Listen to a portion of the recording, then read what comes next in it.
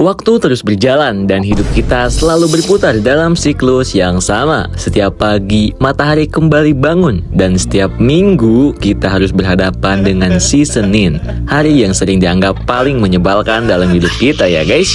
Hidup kita memang seperti pola yang terus berulang, meskipun kita sendiri nggak tahu kapan semuanya akan berhenti.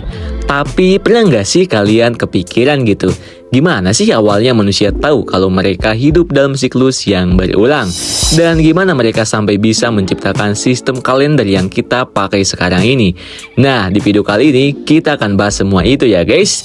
Pada zaman dahulu banget, ribuan tahun yang lalu, manusia itu belum tahu soal hari, bulan, atau tahun tuh guys. Aktivitas mereka cuma seputar berburu dan cari makan. Tapi mereka mulai ngeh nih kalau hewan buruan mulai pindah-pindah, tanaman nggak tumbuh dan cuaca berubah-ubah tuh guys.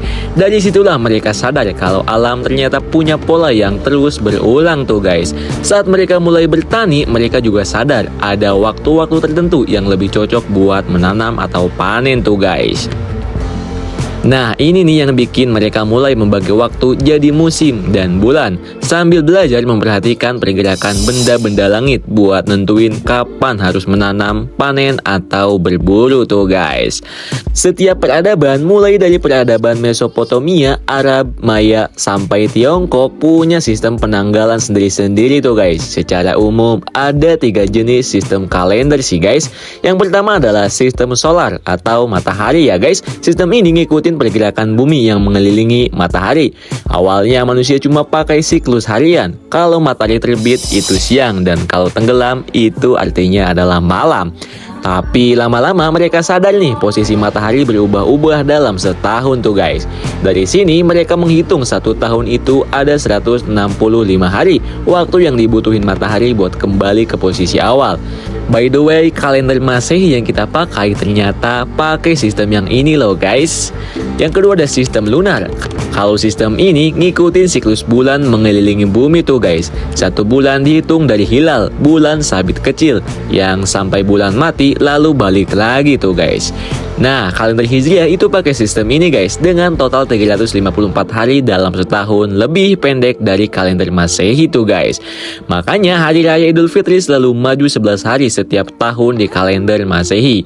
Menariknya lagi, kalender ini memulai hari ketika matahari terbenam. Beda sama kalender Masehi yang mulai dari jam 12 tuh guys. Dan yang ketiga ada sistem lunisolar. Sistem ini campuran antara solar dan lunar tuh guys. Jadi tanggalnya ngikutin fase bulan, tapi tetap disesuaikan sama pergerakan matahari buat mencocokkan musim. Contohnya adalah kalender Tiongkok dan juga Saka.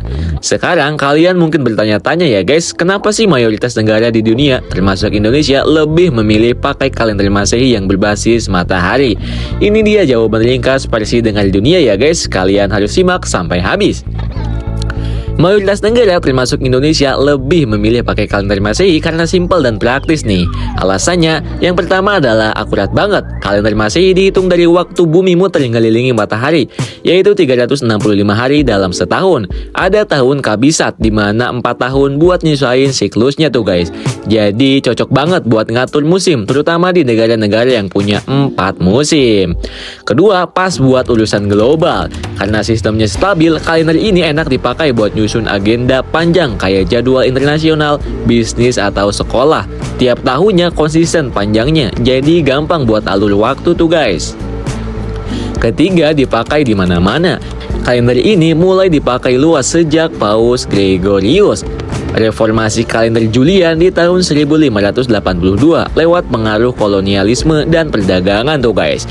Kalender ini menjadi standar global. Di Indonesia sendiri kita ngikutin karena dulu dijajah oleh Belanda ya guys. Yang keempat, itu mudah dimengerti. Dibanding dengan kalender lunar atau lunisolar, kalender Masehi lebih simple, polanya tetap dan gampang dipahami. Jadi semua orang bisa pakai tanpa ribet tuh guys. Dan alasan yang kelima adalah kebutuhan zaman modern. Sekarang hampir semua teknologi, mulai dari smartphone sampai jadwal penerbangan, pakai kalender Masehi. Karena jadi standar internasional loh guys, dan kalender ini makin wajib dipakai di seluruh dunia tuh guys. Intinya kalender Masehi dipilih karena akurat, gampang, dan cocok buat kebutuhan zaman sekarang. Hidup jadi lebih mudah karena semua orang bisa sinkron pakai sistem yang sama tuh guys. Jadi udah pada ngerti belum nih guys? Kalau kalian belum mengerti, kalian bisa tanyakan di kolom komentar ya guys. Dan buat kalian yang sudah nonton sampai akhir, Mimin ucapkan terima kasih. Sampai jumpa di video berikutnya ya guys. See you, bye-bye.